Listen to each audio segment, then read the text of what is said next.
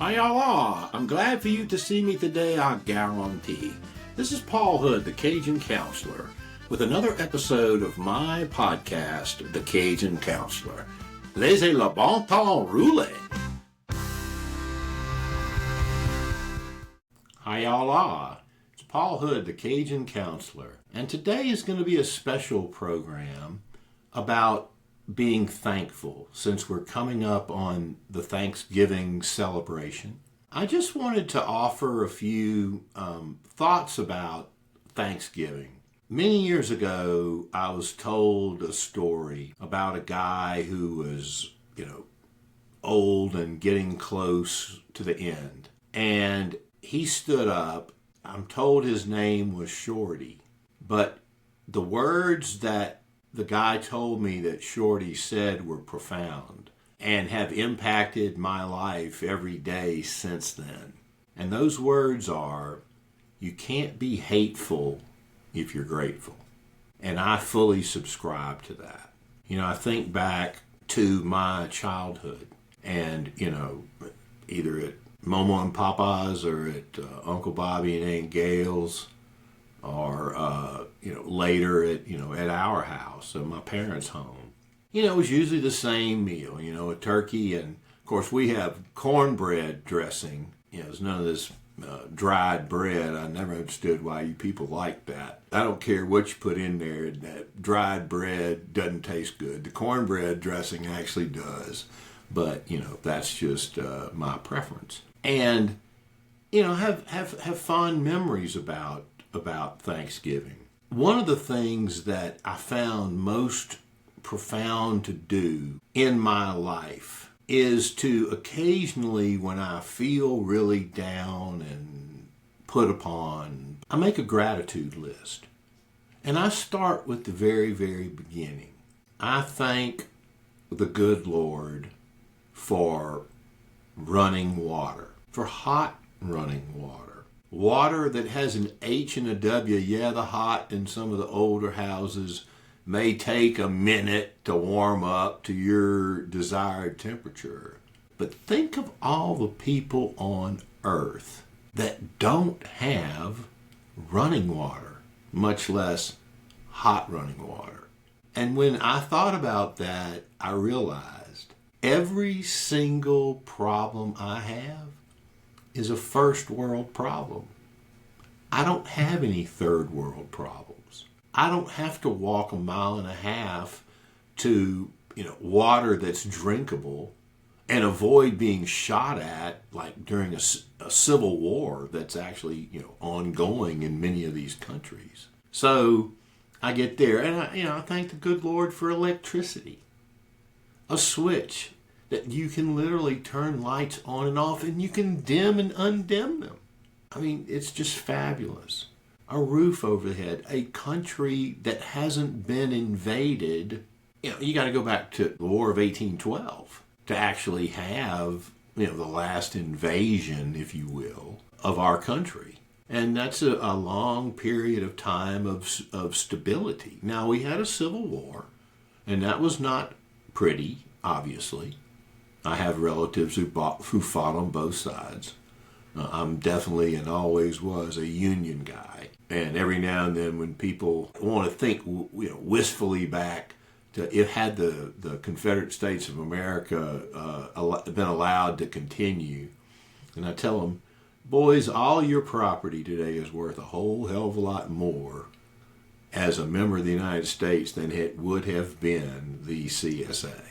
So you put people's money where their mouths are, and people back off of that, old South stuff. I'm thankful now for having turned age 65. This year has been magical, and it's in my 65th birthday year isn't half over yet. I taught courses on 2 famous people who had significant life improvements and changes at age 65. First one was Sir Winston Churchill, who doesn't become prime minister, which was his goal, until he turned 65. I just finished teaching a course on Voltaire, Voltaire's 65th birthday. It's right around the time that Candide came out. And he was clearly now at Ferney, his seigneurial estate that bordered the countries of France and Switzerland. It became his real personal satisfaction. This year, I've had a podcast come out, a number of other major projects. No, I will never achieve the notoriety of either Sir Winston Churchill, who I carry a quote book around with me everywhere I go, or Voltaire and his 178 nom de plumes. Voltaire itself, he was born Jean-Marie Rua, but he took the nom de plume Voltaire. But over the course of his life, he used 178 different nom de plumes. So there you go. The only real substantive thing I wanted to touch on, and this goes to the giving part of thanks. You sort of, in the beginning, I sort of covered the thanks. And I am truly grateful. I am grateful to my friends, my family by choice, my family, really the people who've helped me a lot, my team at Evergreen, both on the fractional assistant side and on the podcast production side. They have been absolutely fabulous and patient with me, who doesn't always, or maybe rarely, leads the league in patience. I'm grateful for that. But switching to the giving side, I did a webinar for Lineberg, and it's running on November 20th, and then a scheduled replay on the 28th. But it's about an epiphany that I came to about testamentary charitable lead annuity trusts. And people say, well, Paul, your brain is twisted. How can you get there? Well, that is a technique that I had done a webinar for Lineberg years ago on drafting formula for these, what I call TCLATs. And it is a way using a formula to basically ratchet down the value of an estate that is highly illiquid but highly valuable for people who either don't want to or can't afford or get life insurance. It's an alternative to needing cash or liquidity at death to pay taxes and stuff like that. So when the estate tax limit that we can each give during lifetime or at death without having to pay the 40% gift or estate tax, currently for the rest of 2025, it is $13,990,000 per person. So husband and wife, north of $27.5 million. The act that President Trump signed into law, the bill that he signed into law as an act on July the 4th, increases it beginning January the 1st, 2026 to $15 million. And we estimate that there are 132,000 households in the United States out of a country with a total population of in excess of 330 million who will ever have to worry about the federal estate tax. So you'd say, well, the TCLAT's probably, not a very useful tool. And then I had my epiphany. A lot of people who are philanthropically inclined but who do not see themselves as philanthropists, because that requires money more than they have. That requires Rockefeller money or, that kind of money. J.P. Morgan money, Vanderbilt money, okay? That's what it requires. What a lot of those people are shown is a charitable remainder trust, which is, of course, the flip side of the lead. In a remainder trust, either the person who creates the trust or somebody else, or maybe one or two others, are the beneficiaries for a term of years. Let's say 20, which is the maximum. It can be for life or lives, though, too. But if it's a term, can't be for longer than 20 years. At the end of the 20 years, the charitable beneficiary or beneficiaries named get the property. Many people use that as an income tax deferral technique. And there's a way to do that, and there's no reason to go into that. But to the family, those funds are diverted, the principal, to a charity. And that doesn't always make families that don't have buku wealth very happy. But think about the lead trust. The charitable lead trust pays basically a stipend, an annual stipend or distribution to a charity for as many years as you want to set. And it doesn't have a 5% minimum payout like the charitable remainder trust does. You can set it 1%. And I was like, okay, well, what happens at the end of the lead trust?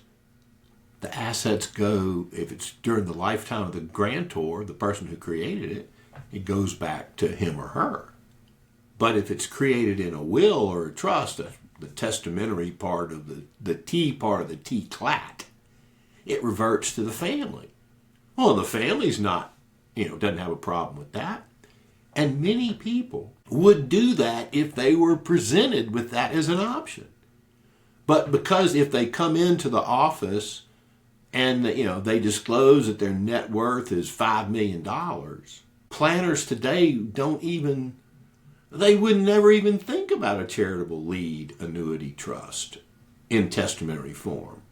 But there are families out there who may say, okay, we'll take a quarter of our wealth. We'll take $1 million of that 5 and set it up in a charitable lead trust. We don't have to worry about taxes because then that's how the formula is often derived. But it'll pay a payout to a charity for, let's say, 10 years.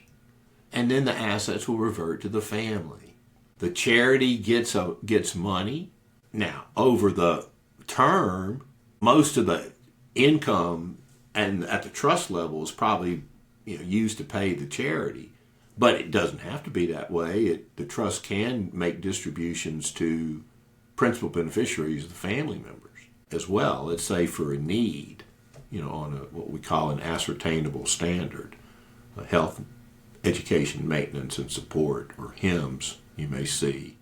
And I believe this is a technique.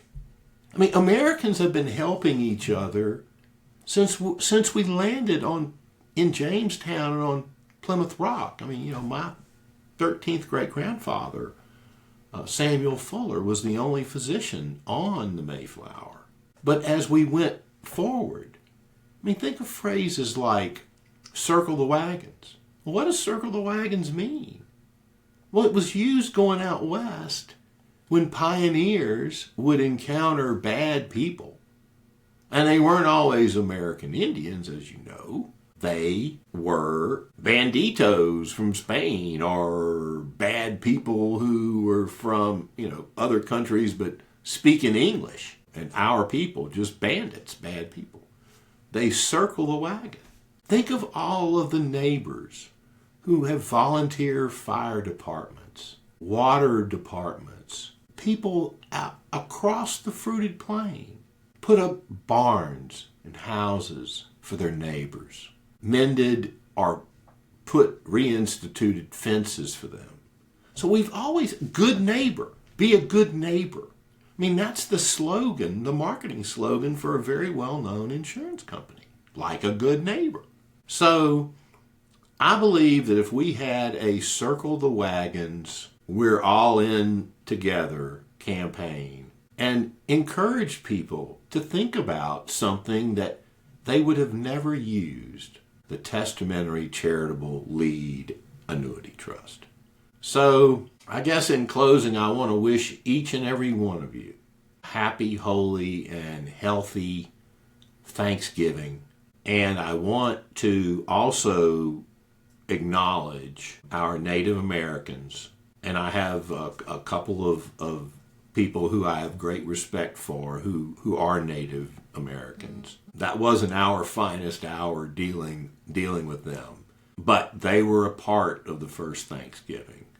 And we are thankful that they are here, even though we did lousy by them. So, with that said, I will wish y'all a happy, I hope I hope you eat way too much turkey and then sleep through the lousy Cowboy game, which you know they're going to be bad, because they have been. The Lions are good, though, now, so there's a silver lining. Speaking of silver, one of the colors of the Lions. Okay, y'all. Au revoir. And that's a wrap. Hope you enjoyed this episode of The Cajun Counselor. This is Paul Hood saying, Laissez le bon temps rouler. Au revoir.